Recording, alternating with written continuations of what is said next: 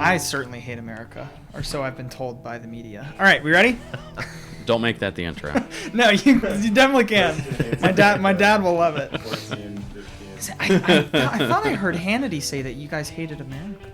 Oh, thanks, Dad.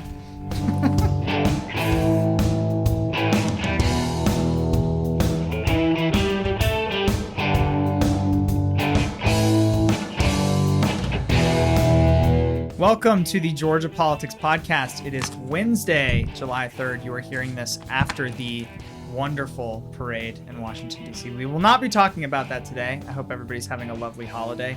Let's go around real quick, introduce our guests. As they are introduced, I want a short take from the Democratic debates so that we can get it out of our system, put it all on the table, and move on to some Georgia news. One word answer? Yes. And by the way, spoiler, climate change. My one word answer will be I want moderators to no longer pose one word answer questions to candidates. Amen. That's my take. Amen. Hans. Well, I'm Hans Appen, Appen Media Group, Appen Podcast Network.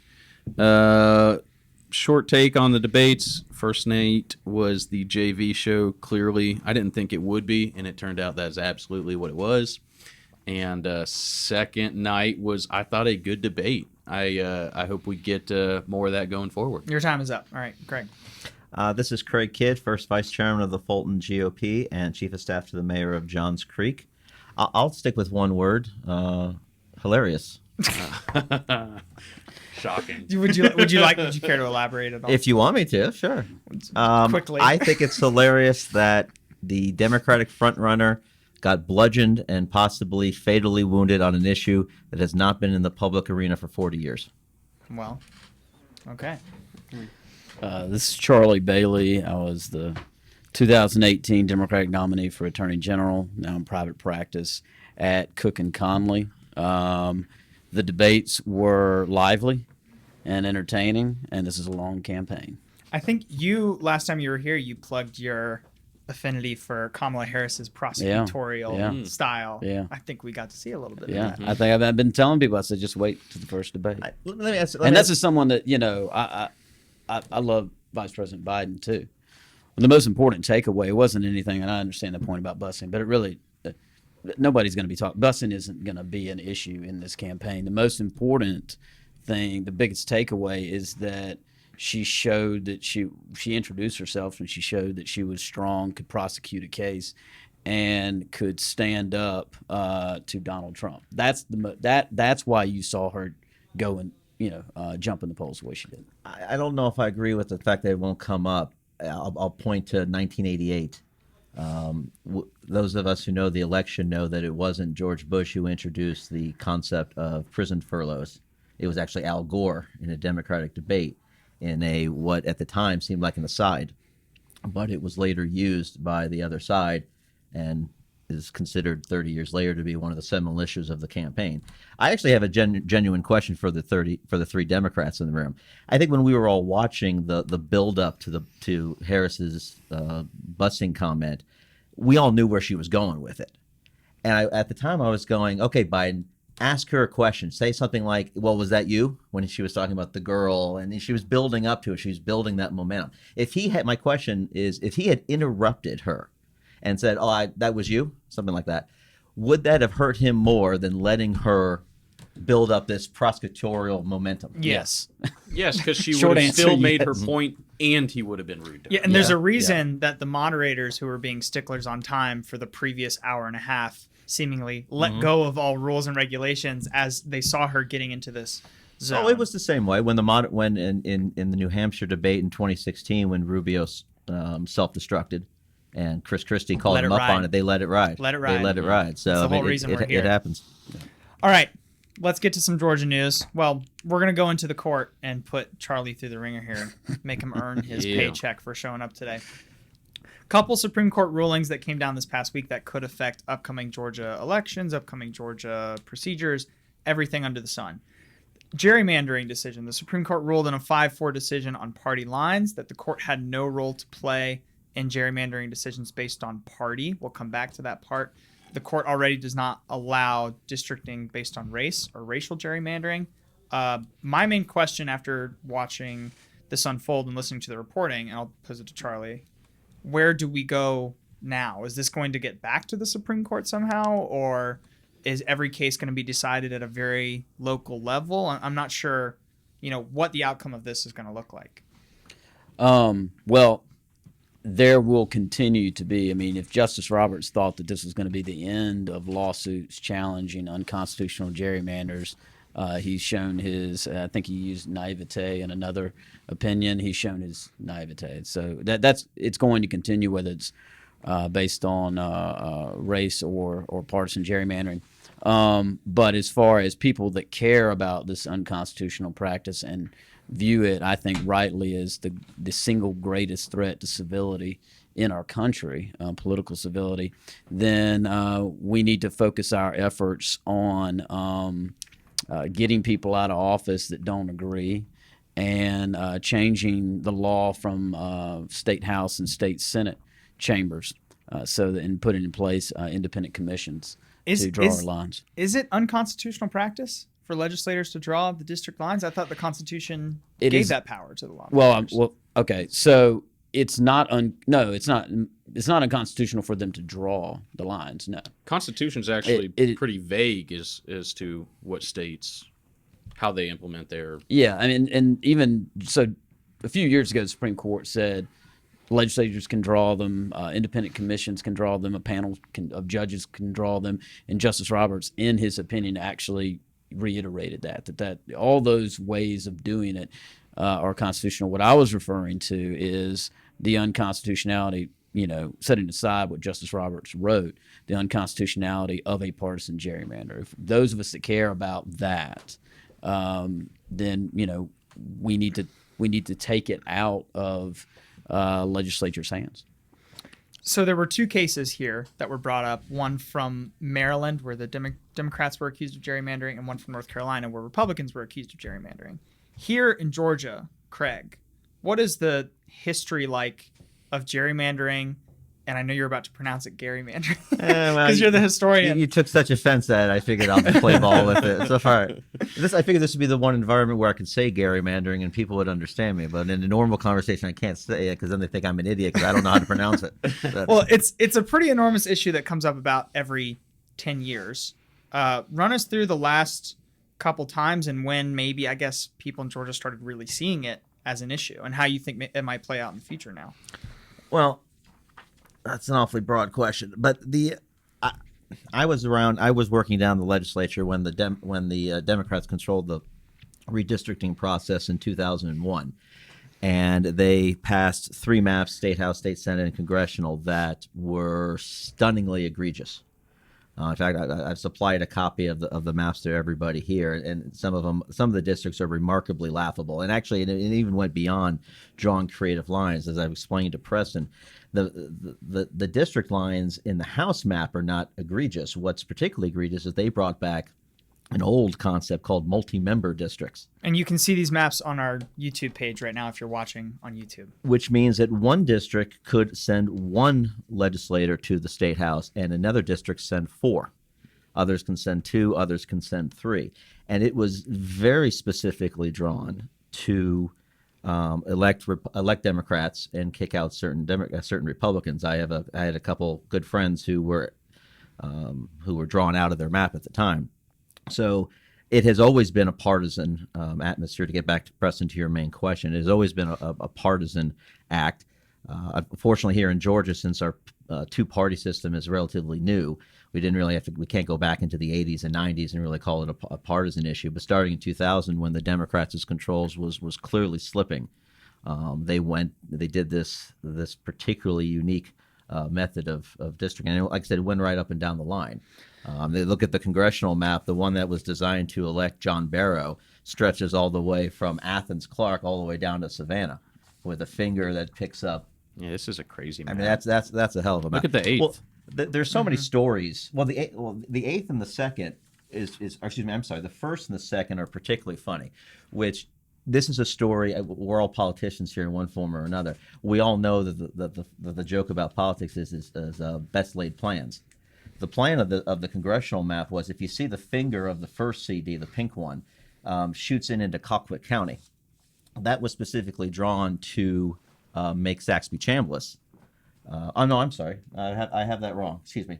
The district, it goes up into Houston County, I believe. Long story short, they drew the district so that Jack Kingston and Saxby Chambliss were in the same house, the same congressional district. So Saxby said, "Well, I'm not going to do that. I'm not going to run against Kingston because I'd lose. So I'm going to run against Max Cleland instead." Everybody at the time thought that Max Cleland was unbeatable, and best laid plans. We all know how that happened. But it has been a partisan process in the short time of Georgia's partisan history, if you will. Well, talk me through the current decade then. And I've been warned by people who know a lot more about this than me to lean on this kind of rationale when it comes to gerrymandering. But we have a 49-51-ish, 50-50 popular vote margin in the recent election, and a 15-seat majority for Republicans in the House and a 12-seat majority for Republicans in the Senate, which is, of course, a lot bigger because it's a smaller number. I'm not going to sound like the naive fool and say that there was not political considerations made when the lines were drawn. The only thing that I would say is that I don't want this to turn into a conversation that is out there in the national media, and I think in the local to a degree, because even local media personalities forget this map that's in front of everybody that says that gerrymandering equals Republicans and vice versa. I think if you put the last two Republican maps and put it up against the maps that are here on this desk, I think they don't look anything alike, and suddenly the Republican maps look pretty darn good. Well, part of the reason the issue is being framed that way is because Democrats right now are falling in line with support behind independent commissions and data-driven redistricting. So Hans, if which is a political reply, well, it's not an ideological reply. This is my question. If the Democrats, hyper fantasy world, they take all three. They have a what's called a trifecta in Georgia. So Democratic governor, Democratic Senate, Democratic House. Do those conversations suddenly shift and they go back to the map, or have they ingrained themselves in to the data-driven methods that they can't get away from it now?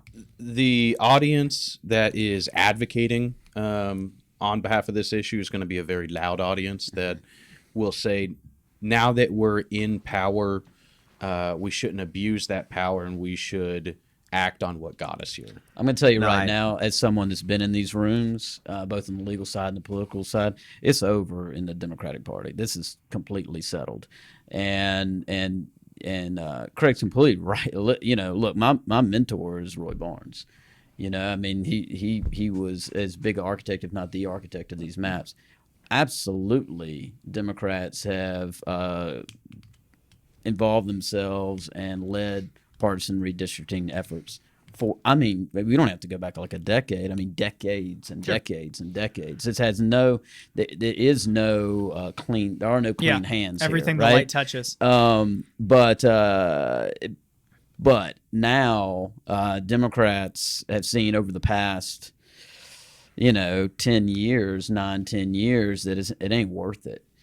For whatever power we gain back and what we can do, we'd much rather just draw the lines straight up and down and let's do blocking and tackling and win elections, because when we're in power, we don't gain nearly as much out of it than Republicans do. And so, I can speak personally. I'm a huge nerd about this and wrote about it in undergrad and then in law school. But even for the pragmatic people that, for a time were like, well, this is just the deal that was made, Democrats and Republicans, it was a handshake and a wink that we don't challenge these things because they work out, when we're both in power. That's completely gone. And so, unfortunately, I don't have the same standing on this particular note as Charlie does, because I was not in the Democratic rooms when these conversations were had. However, this reminds me of the conversation we've had for months about the principle of local control. Everybody is in favor of local control when it gets in the way of what you want. I have a very hard time believing that in a room where you have Governor Abrams, Lieutenant Governor Amico, and the Attorney General, who's a Democrat, and Speaker Trammell, and Majority Leader God knows who, are in a room that's saying we can get slavery reparations, we can get expanded Medicare, we can get the laundry list, your top 10, if we pass a map that is that is not wholly fair, whatever the hell that means in this day and age. If we do that, if we take this little hit here, we can get our top 10 laundry list because we will have the majorities locked in. Well, But couldn't you? I think it's naive I to would have think been- that won't happen. I would have been the attorney general. I would have been the attorney general that had the responsibility for defending maps or not defending them, and I was on the record multiple times and challenged Carl on this multiple times, and he did not agree.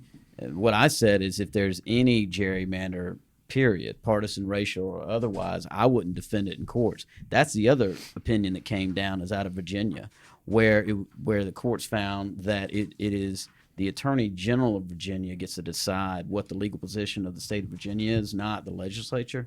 That's also been ruled on here in Georgia. So, you know. So hold on. In the hypothetical you're describing here, our our panelists here and the Governor Abrams in this universe would have all won with a popular vote.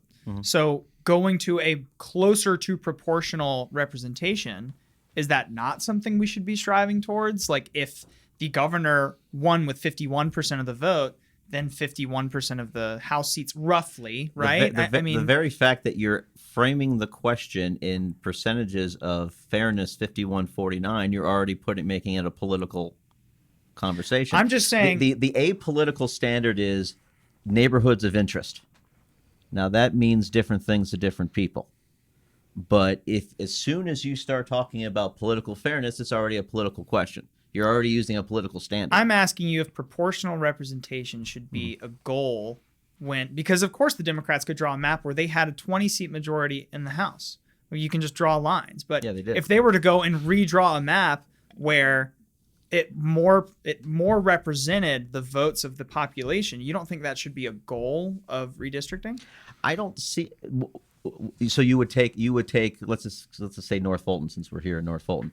You would take the gubernatorial results by precinct and put together a district based on that area and what percentage they voted for Abrams. Is that what you're?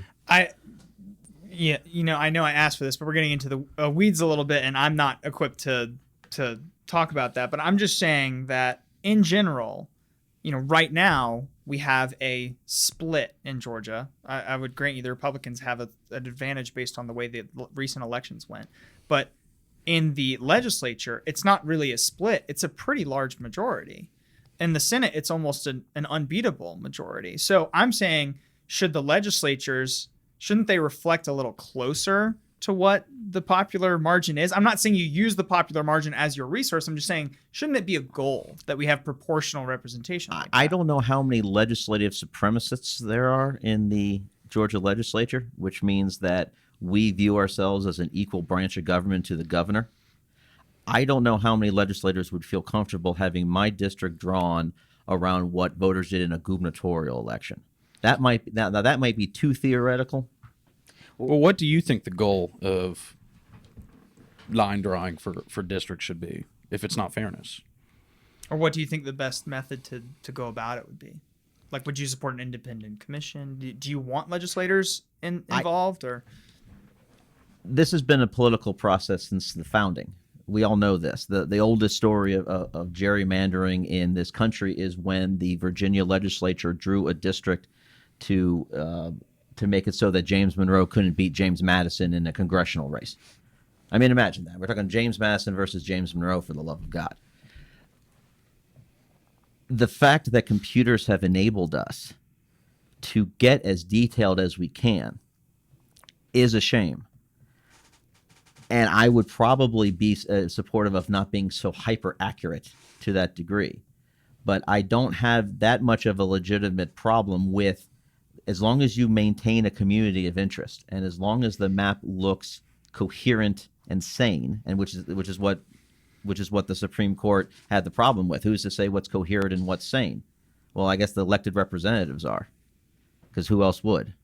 Well, I mean, so back to the decision, and this is what Justice Kagan said, which I think I'll point out here, that an extraordinary situation where Justice Kagan read her dissent from the bench. That does not happen that often at all, and it's not an accident. She also, if you actually listen to it, her voice breaks at the end, and when she reads the last part, she says, "With great sadness, we dissent." In this opinion, what Justice Roberts did is said, it's political. It's always been political. There's no way for us to judge it, ignoring the facts from the trial court that they came up with a system based on numbers, based on math. And I'm not a mathematician, but it's algorithms that overlay legislative outcomes with a statewide election and see how far the standard deviation is. This isn't hard. It's not like voodoo or anything. And it's actually exactly what Justice Kennedy asked for 3 years ago. And then they brought him the test and he punted on it, which one of the worst decisions he's ever made, I think. So it's just disingenuous for Justice Roberts to say that, particularly when you look in other contexts, like antitrust or bankruptcy, the substantially fill in the blank word here is used all throughout our jurisprudence. And so to say that we can't do it here, that we can't see with, you can say with your own eye, but you can also just use the math, use the formulas, see if it is impermissible. We do that in the Supreme Court does it in all kinds of cases. So, and the reality here is, and this is what I've written about before and what I've talked about before, a bunch of justices, this isn't the first time the Supreme Court's messed up on a ruling on redistricting or gerrymandering. And we talked about these maps. You can go back into the 90s, and we were making the papers and the cover of the front page of the New York Times, which Governor Barnes used to say that, the one thing you want to do is stay off the front page of the New York Times if you're Georgia, because that's usually something bad. With these kinds of, this isn't the first time they've messed it up. But what they have, what we have ignored is the political reality, particularly in the South and in many parts of this country, but particularly in the South, there is no separation of race and politics. It is one and the same. So to say we've got a real problem with the racial gerrymander, but we don't have a real problem with the political gerrymander that uses race as the main factor is completely insane. I know I've been talking for a while, and this is the last thing. The most important principle here is one person, one vote. And Justice Roberts said there's nothing in the Constitution about this. Yes, there is. You are supposed to have an equal chance to elect a representative of your choice. And when you allow for partisan gerrymandering and you allow for elected officials to pick their voters as opposed to voters picking their elected officials, you are violating their right, because you're treating these people in the 12th district, which was drawn for Champ Walker, Charles Walker's son, back in 2002. These voters in the 12th district matter less than these voters in the 9th. And that is unconstitutional. I'd just like to point out we had this entire conversation and we didn't even point out how political gerrymandering affects people's First Amendment rights as well. I mean, you mentioned Justice Roberts. This is the same man that said that publicly financed campaigns in Arizona were a violation of billionaires' free speech rights.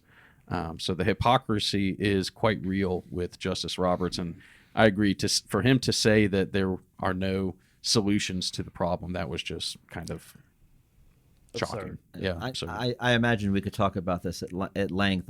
I'm saddened to hear that Justice Kagan was so saddened by this decision that she almost broke while reading it. But I'm constantly amazed by the belief that the federal judiciary is the only standard in which these questions can be properly judged. I am constantly amazed that the one ideology believes that the state judiciary, that a state legislature, that a congressional legislature, that an amendment to the U.S. Constitution is not a route to go, but it must be specifically reserved to the federal judiciary, especially in an entity, in a process that dates back all the way to the founding of this country. But you're asking legislators to make a decision that directly takes away their influence and power. Like this is why which is a political decision. Everything we have said here is a political decision. The fact that when Charlie here mentioned you can't they can't separate race and politics from each other. So it's impossible to separate racial gerrymandering from partisan gerrymandering is a political decision. The way that African Americans vote in this state is a political decision. How is a political action. violating my First Amendment rights? How is your First Amendment rights voted? You got to vote. You got to go to a voting booth. You got to vote for a congressional candidate of your choice. And if it wasn't of your choice, and you have a problem with the primary process or with the process of ballot access laws, but you had the right to vote. You had the right to vote in a congressional district was the same size as the other congressional district, within 1 or 2%, which every judge agrees was within the bounds. Simply because the line wasn't the way you liked it to be is not an infringement on your First Amendment right. We've got to move on. I do agree with Craig. We could talk about this for the entire show, and maybe if you guys aren't doing anything after this, we'll stick around. Can I just make one more really quick point? This will be a really Chuck Todd quick level. I think it's too important. Yeah. So, yeah, Chuck Todd level. So I do think it is a reminder that elections matter, because here in Georgia, Stacey Abrams lost her campaign by 60,000 votes. And Governor Kemp will be responsible for approving or vetoing any maps that our state legislature approves, and they don't have that issue in Wisconsin, where their state legislature is also Republican, but they booted out Scott Walker, and the governor is a Democratic governor, so he will be able to veto any map that he sees as and then they just politically gerrymandered. might never have a map. And which is a political so elections process. matter, everybody. Then Yes, it is, which is a political process. I'm always going to bring it back to the AG. Also, my friend Josh Call won the closest race and is AG, and so he can either support constitutional maps or refuse to support unconstitutional maps, as I would have done had I won. Run it back, Charlie. All right, moving on to a different Supreme Court decision where the court did not allow a citizenship question to be added to the United States Census. The critics claimed that the question would have led to an undercount, and one of the big problems they ran into in the court, and Charlie, love for you to get into this, is the rationale that came into it that was recently revealed maybe about a month ago, of the intent of what this was trying to do. So I think the way I want to frame it is, first tell us about how that intent was framed, everything by the court, and would that have not existed, would we have this question on the census now? Did it only have to do with intent, or was there other reasoning behind it? It basically only had to do with intent. Justice Roberts went through great pains to say that, look, the court defers on administrative decisions like this. The court gives great deference to the executive branch, which is true, and went through a number of different examples where they did, and basically in the common tongue, I mean, if you give us a reason, we're going to believe you, unless it's completely ridiculous. And then he says he comes as close as I ever remember reading any Supreme Court justice say that y'all lied. I mean, the way he framed it was the evidence doesn't back up the assertion, which is you lied. He said How common is that, Charlie? I don't remember ever reading anything like that. Well, I mean, it's a pretty stunning rebuke. And so it said, y'all said this was about enforcing voting rights. The evidence does not support that assertion. The evidence says that this was about benefiting white Republicans and disenfranchising Democrats, Well, and particularly minorities. I want to make it clear here that came from a memo that was released from a high-level campaign or Republican operative. His name escapes me right now. Of saying, if we do this, we will have a better chance at picking up seats. That was the smoking gun, right? But in prosecutorial terms, there was other evidence. One of which voting rights came up a few months before the argument. I mean, Wilbur Ross was like, "Oh yeah, this," when it had been in memos and emails and public comments months before that had never been mentioned. So yes, that was the big smoking gun, but there was a lot of evidence that it was about something else, and there wasn't much evidence that there was some clamoring to enforce voting So rights. had that memo not come out, do you think the case would have changed? I mean, the court has a 5-4 conservative majority. Do you think they would have gone with the administration and said, "Go ahead and put the question on there"? I don't know. I mean, I hate to just say I don't know. I don't know. Based on the way Justice Roberts wrote it, I think they would have come down the same way. Maybe his language wouldn't have been as strong, but this is where when I referred to him saying naivete earlier, this is where he said I think he said to believe the government's position here would force us to engage in an unusual level of naivete. So I don't think that was just, I think he was looking at the full picture there. It wasn't just this, but, I mean, it's possible that it would have changed. I think it's interesting that, we're at a place right now where progressives are being bailed out by the Chief Justice, who, as you said, Preston, is a conservative. It's a pretty dark place, I think. Probably the swing vote, but is a conservative. Well, there's actually a lot of discussion about like who is the swing vote now, and this is getting into real like SCOTUS nerd stuff. But it was Sandra Day O'Connor for a while when she left the court. It was Anthony Kennedy. Now they're saying there's not one swing justice, and there probably won't be. Depending on the issue, there might be a different swing justice on these cultural touchstone issues. Roberts is standing out as more of the swingiest justice. On criminal justice issues, it's actually Gorsuch. He's much more of a libertarian, pushback against all government power wherever it is.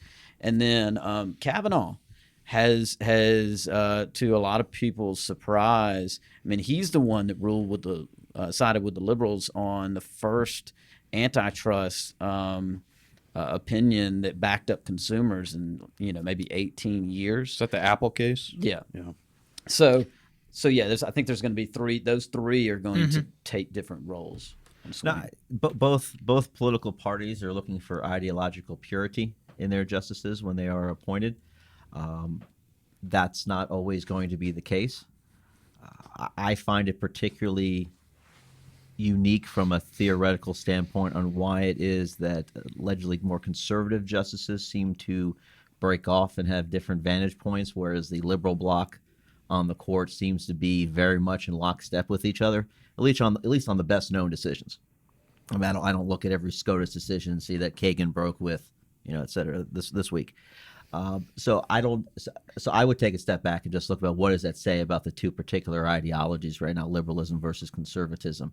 I guess you could make an argument that conservatism is broader, and therefore that's why a Gorsuch can break and a Roberts can break from Thomas and Alito. That's what I, as a non-attorney, when these decisions come out, that's kind of what I take from it. Anthony Kennedy always intrigued me because he did have such a differing opinion from the other more traditional conservatives on the court. And I always tell political friends of mine who are not attorneys that there is no guarantee on what exactly an attorney or a judge is going to think on an issue, that there is a question that is much deeper and the facts of the case and just the judge's ideology is broader than what you can generalize it to be in terms of a modern campaigning or modern day politics. It's easier to figure out what Johnny Isaacson is going to do more so than Neil Gorsuch. Sure. And I think that I think that should be the case because law is a deeper understanding of things than politics is, which is why politicizing the court is always a very dangerous thing. That's why we should never think about judges in terms of party. There are no party blocks, as you had said earlier in the show, on the court. So that's what I take from this. Yeah, and I think it does. It depends on the kind of matter you're looking at. There's been plenty of what you would call the more liberal justices that throughout the 80s and into the 90s. Sided with some pretty pro-corporation, pro-business, anti-consumer opinions. There's also been probably the greatest diversity is when you look at criminal law. I mean, you have Justice Sotomayor, which she can take a pro-government stance, a lot more than some of the other liberal justices. Would you say that, this again, I hate to generalize it for everything that I just said, but from what you just said, would you say that judicial liberalism is now more cohesive than it was back in the 80s and 90s from the cases you just referred to? Because it'd be hard to see from just what you just described, seeing any of the current liberal justices breaking on those themed issues. Well, Sotomayor has on criminal law questions, but I think yes, slightly so, and I think that's reflective of broadly our politics too. I mean, you used to have, obviously you had something called a liberal Republican. That was like a real thing, you know. We could all do another. We could do a whole other show about that. And you had conservative Democrats, and there were a lot of coalitions, as you well know, between liberal Republicans and Northern Democrats, and you know. I got John Lindsay hanging on my wall in my office. You can go on. You're right. You can go on and on and on. So I think that's probably some of it, but you see more of those breaks from what you would think are classic liberalism or classic conservatism on the court, way more than you see in our politics generally still. Okay, got to move on. Lawsuit this past week was filed against HB 481. This is something that I think we've talked about a bit because we all knew it was coming. I didn't really exactly know when it was, but now is the time. ACLU of Georgia has filed a suit on behalf of an organization named Sister Song. Just a technical question, does a judge still need to order a stay on the law and then the suit can play out while the law is not in effect? Yes. So I've not read the full lawsuit, but I am there would have been, and I'm positive there is a request in there for an injunction pending outcome of the lawsuit. And how likely is that injunction actually? Is it very, very likely? Okay. Very. I think it's extremely unlikely. We have the Northern District. Our judges are, they're more, legally conservative than they were, say, 15 years ago. But even our most conservative judges, I can't imagine them not staying. I mean, I think that would be a major, major shock. Well, it's part of the goal, right? Is to get it argued up all the way until the Supreme Court. Now that means this issue could be in the public light for a long time. I mean, we're talking years, right? Mm-hmm. Hans, do you think it kind of gets into the back burner when it gets into the court, or do you think every time a new event sort of happens like this right now, it comes back into the news for a couple days and then goes back? Is this just going to get dragged out, or do you think it kind of goes into the background? It will be interesting to see for sure. We've talked a little bit about the film industry, and it seems like generally the consensus from the big players is that they're going to wait and see what the sort of final result is. So I think this puts a lot of that kind of on hold, and that's what makes the big news, is when you see the Amazons and the Netflix or whoever it may be make economic decisions based off of these bills. But aren't those economic decisions a response to public outcry? I mean, I hate to be so cynical about it, but corporations think like corporations. So like industries pull business out of here because there's public outcry. So if there's no public outcry, are they still going to be pulling business? I'm pretty cynical when it comes to that.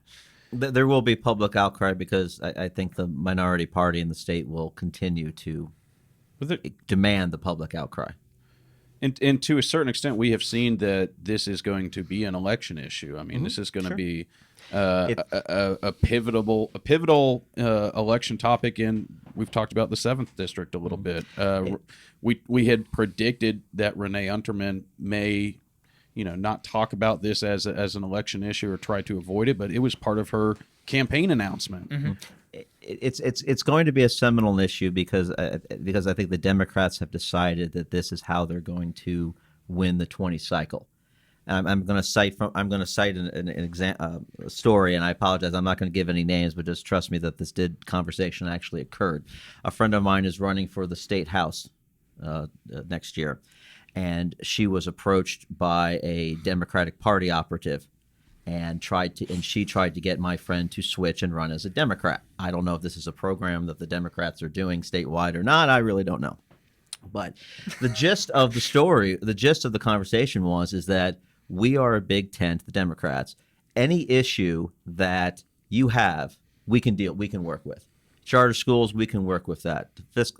Tax cuts, we can work with that. Trade policies, we can work with that. The only thing that we will not work with you on is abortion. You have to be pro-choice, period, end of statement. That's the only thing we won't work on. So the point of the story is that this is the cornerstone of what the Georgia Democrats' ideology is for the upcoming cycle. So it is now behooves them to continue this public outcry. I don't know if I agree with you on that one, Craig. I think the economy and healthcare still seems to be front and center of most Democrats' minds. I know because they're not organizing protests on the Capitol lawn over the economy. They're not dressing women up into fictional characters, screaming at legislators as they're leaving the General Assembly chambers over the economy. But you're talking about those. We're talking about public outcry. That is the modern day political version of public outcry. Sure, but that is the leftmost portion of the party that is willing to jump into action. Which seems to be the dominant faction.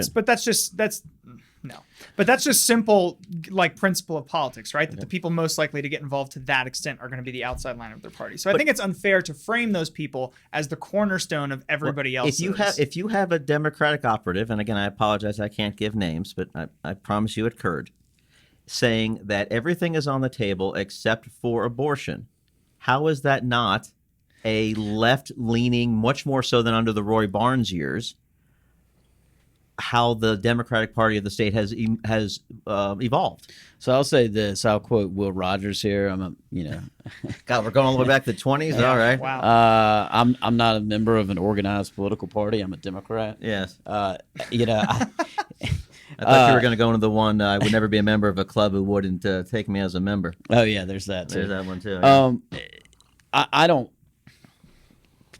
People can run for whatever they want to run for. I don't know if it's as organized as you say. I do think it's practically just impossible to win any Democratic primary anywhere, and I'd say anywhere in America, supporting a position like what 481 does, which is it's an abortion ban. I mean, that's what it's.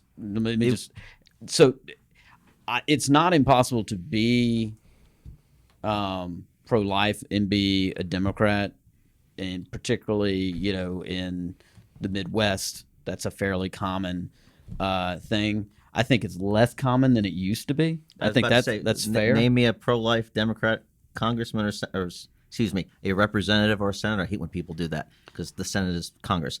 That is pro-life. Senator Casey is from Pennsylvania, right? So I mean, Tim Kaine from Virginia. So anyway, the point. He's pro-life. He has a funny way of showing it. The point is, it is. I think there are less pro-life Democrats than there used to be. I think that is fair. I think it's harder to get elected as a pro-life Democrat than it used to be. I think that's fair and accurate as well. I think where the red line is, though, for sure, is supporting abortion bans. You ain't going to win any Democrat, no matter what operative or this person's.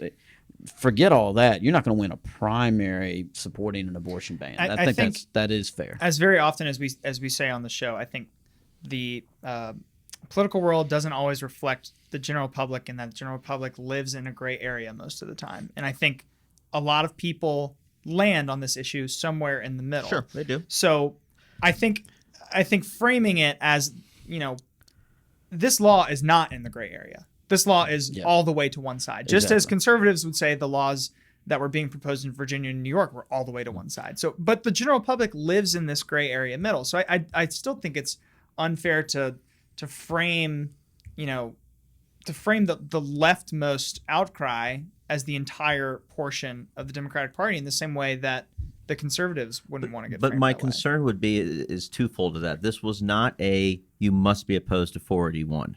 This was you must be pro-choice. And what it's saying is that yes, there are pro-life Democrats out there, but what that says is you can't be a pro-life Democratic leader. That is what might be the most singularly shifting aspect from the Democratic. I think it's hard to be. I think it's Yeah, hard I to mean, be, you but had- I don't think it's not impossible. And I mean, it's not impossible. And we have at least one state rep that is pro-life, but it's hard to be. I mean, look, pro-choice. I'm pro-choice. I'm proudly pro-choice. I think that's the constitutional position. But that has been on the platform of the Democratic Party for long time. 40 years. That's not new. That's not new. Will the Reverend have a primary opponent, you think? And will he win? I don't know. I haven't. thought he already did. I'm sure he already has. Yeah. I think after the decision, somebody on Twitter came out saying, okay, he's got a primary. Yeah, I'm sure. Yeah. I don't know whether or not he will win. I don't know either. I know a few of the sheriffs down there. Maybe I'll call them. Yeah, I and don't see know what they enough think. about the district, but Well, it'll certainly be we interesting. don't want to get into the weeds on this particular issue, but for our audience, this is a very rural Georgia district where I would imagine the voting percentage of the Democratic primary that is African American has to be at minimum 85%, if not more. It's up there. So it will be an entertaining test case about what the rural African American community believes about this issue, since the African American community always it says frequently that we are a conservative group and the churches are strong and our churches are conservative, And this especially in the rural representative part. in particular is a reverend. Yeah. So I do agree that will be interesting. All right, moving on. Staying in the court, a former press aide to Mayor Kasim Reed of Atlanta declined a plea deal in an open records case. This is a really interesting story if we can get into it for just a couple minutes. Jenna Garland is taking the first ever criminal case of open records violations to trial. She's accused of ordering a subordinate to delay fulfilling an open records request to the watershed department. She used phrases in text messages to this person like drag this out, be as unhelpful as possible, and provide the information in the most confusing format available. I love that crazy. answer. So somebody got a Excel spreadsheet with 19 different pages, and you have to go into the sub tab of tab B. So I'm really curious because this is one of the first times, if not the first time, a case like this has gone to trial. Where does this head? I know jail time is really unlikely, probably out of the question here. She's probably looking at a fine and maybe a couple $1,000s because of multiple violations. But It's the first time I believe it's been criminally charged. Right. well, Because there's civil. You can yeah. So in the Attorney General brought it. You can. There's a civil enforcement and criminal so violation. Charlie, frame that a little bit more for us, and then Hans, I want to go to you about you as the person who heads a media organization in this room, how this is important to you. But Charlie, go ahead. Well, the caveat that I don't know this lady, and I don't. I'm not involved in any way in the defense or the prosecution of this or anything like that, so I don't have any inside information. But I would say, knowing what I know about prosecuting, I think it's very unlikely this goes to trial. And a lot of people may have missed this in the story, but the deadline was not for pleading. The deadline was for a negotiated plea. And if you read in, it says after this, it'll be a trial or a blind plea. That's also called a non-negotiated plea, meaning you can put up and say, okay, I'm going to plead guilty and we ask you for X.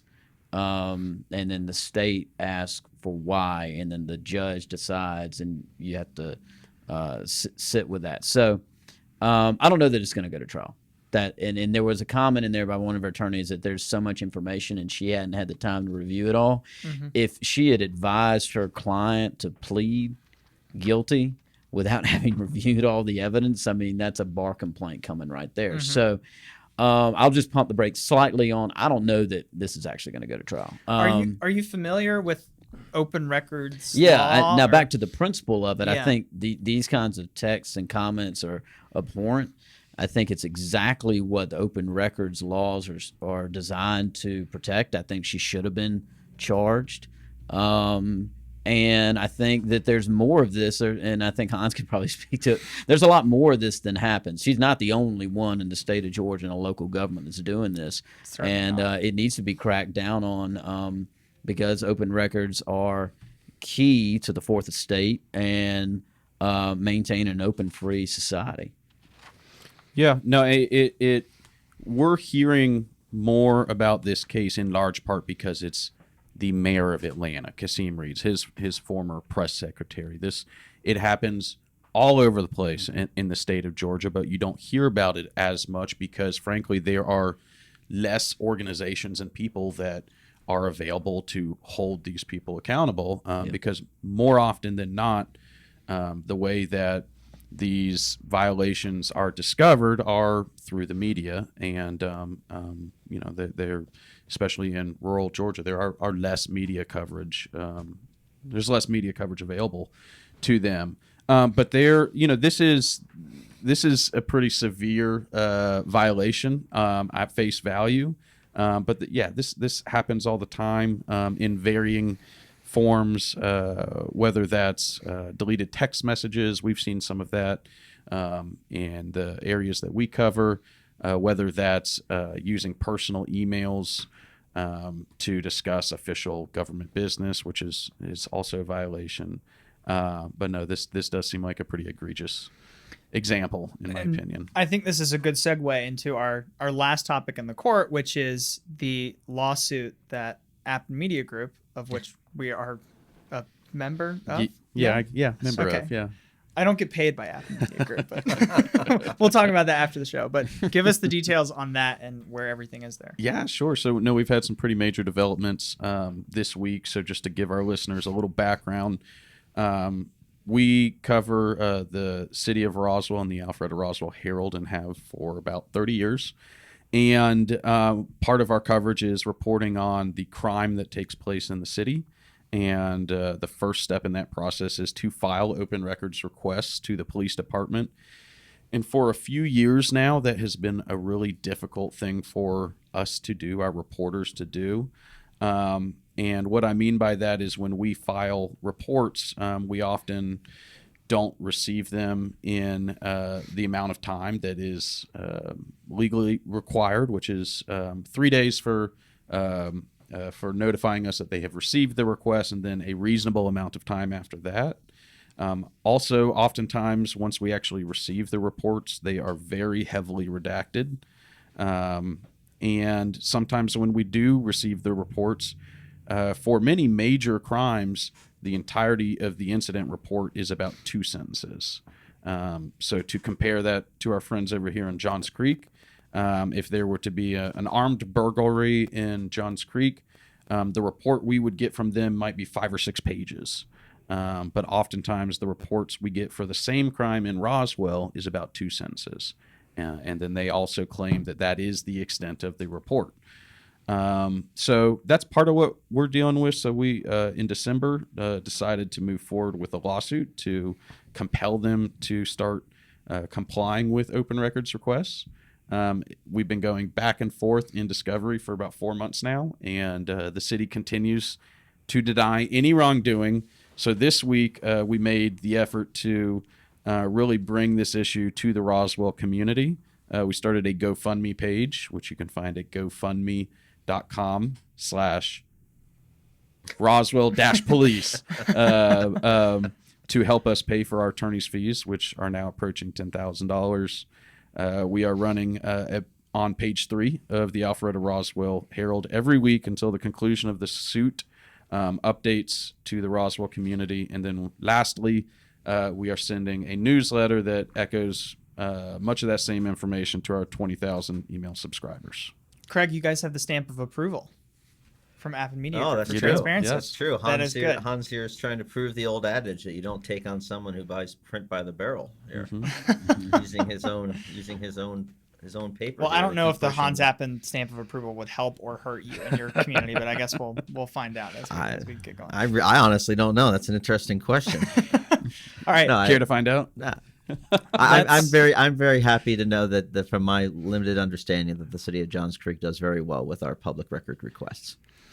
So and I'll just piggyback on that. So we cover Alpharetta Roswell, Milton, Johns Creek, and South Forsyth. In our experience, everybody does a pretty good job of getting us open records requests fulfilled, with the one exception being Roswell. All right, I want to close this week by running through very quickly, auctioneer level quickly, laws that came into effect on July 1. There are a couple major ones here I want to hit. I can't imagine we'll have too much comment on them because I think all of them have relatively positive impact, but let's go through them. Law enforcement will now be required to save sexual assault evidence for 50 years, up from the 10 where it was at. 6 licenses will be given out by the state to grow medicinal marijuana. Legal Georgia marriage age has been raised from 16 to 17.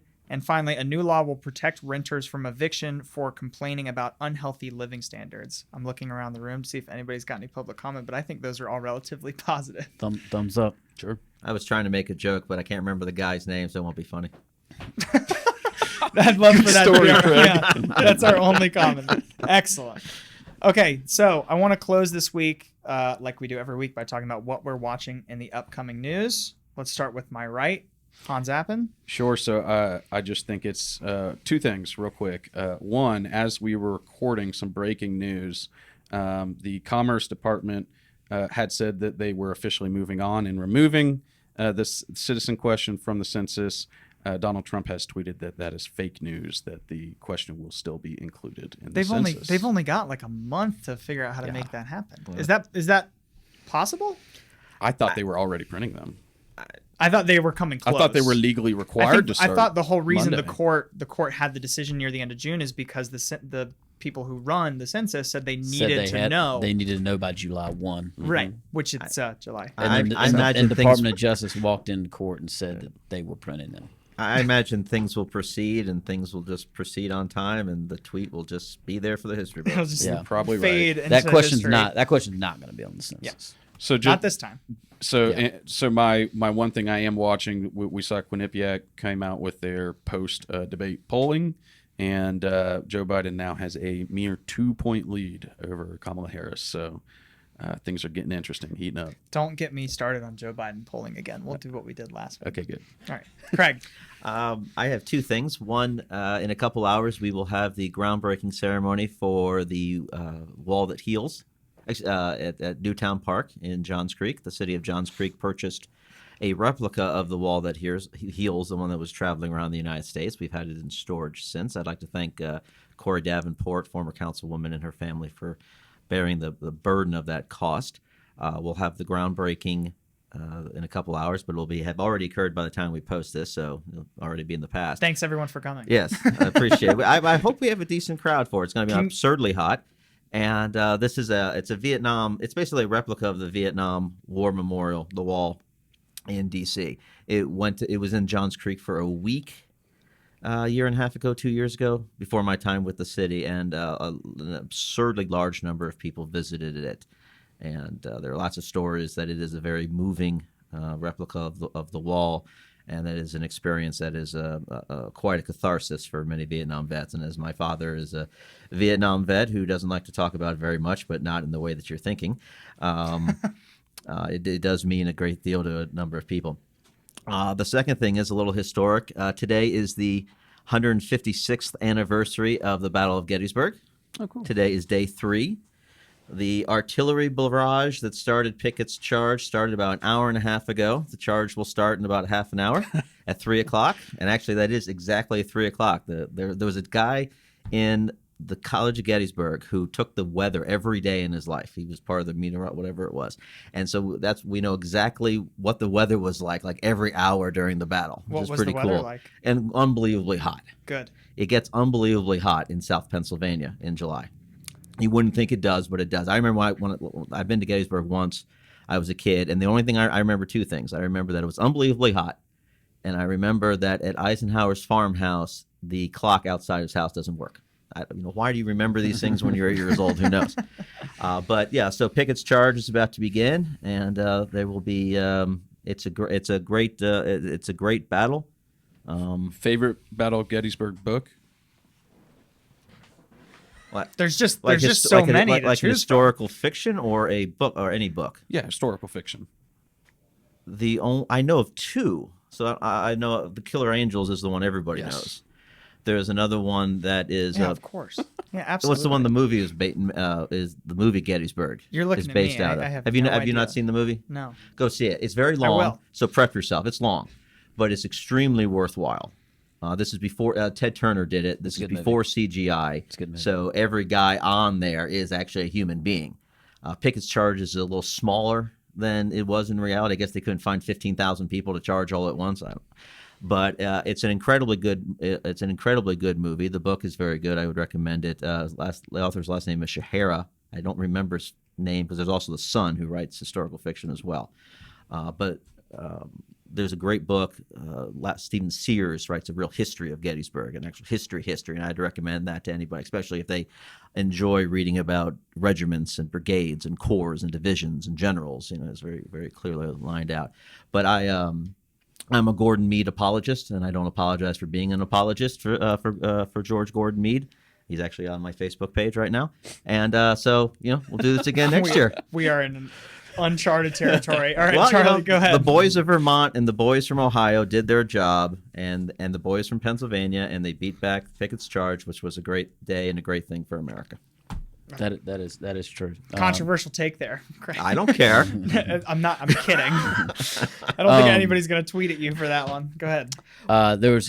You mentioned the Quinnipiac poll. There's also a Washington Post poll that came out that showed not as much of a bump, a definite bump for Senator Harris, but Biden maintaining a 14-point lead over her, and Bernie being in second. So I'll go back to it's a long campaign. Looking at the next debate, which will be in 2.5-3 weeks, how does Biden perform? Does he bounce back, and is he the old Biden debater, or does he take some more blows? And then the last thing is here's my dark horse and presidential candidate is Governor Steve Bullock from Montana. Preston just got excited. He'll be I'm a on fan. He was a great attorney general. He was a great governor now. And Is he in the second debate? He's already qualified, Okay. so he'll be in it. And he's got many of the same skills that Senator Harris. And remember, what I told you. I said, Senator Harris, watch out for Governor Bullock. He's going to make a mark at the next debate. And Our- for what do you want to Yeah, sure. We're getting our producer now involved. Introduce yourself to the crowd. So I'm Connor Evans, host of the Rereadables podcast, which has a new episode coming out tomorrow at 8 a.m. What I'm watching for this week is we are really deep into the heart of NBA free agency because there are two helicopters following Kawhi Leonard's SUVs right now, and dozens of reporters lined up at the hotel where he will meet Masai Ujiri, the general manager of the Toronto All right, Raptors. get out of here. So that's what I'm. I have a better chance of understanding the Federal Reserve than I do NBA free agency. It is so complicated. All right. It's fun. My last thing for this week, fundraising numbers for the Georgia 6th and the Georgia 7th congressional races are absolutely massive. Lynn Homrick raked in $250,000 Republican in the Georgia 6th, and also put in $250,000 of her own money to add to that. Lucy McBath raised $500,000 just in the first quarter, which it's ended a while ago of 2019. These numbers are getting off the charts. Both of those races are not just being looked at by national news, but national big donors as well. All right, that's going to do it for us this week. I am Preston Thompson signing off for our host. Thank you to Wix.com for sponsoring the episode this week. Want to give a short plug to our earlier interview that we had last week with Teresa Tomlinson. I think it's a great listen if you're looking to get to know your Georgia Senate candidates. We're hoping to have some of the other people in that race on soon, so stay tuned for that. And we will talk to everybody on the next show. Thanks.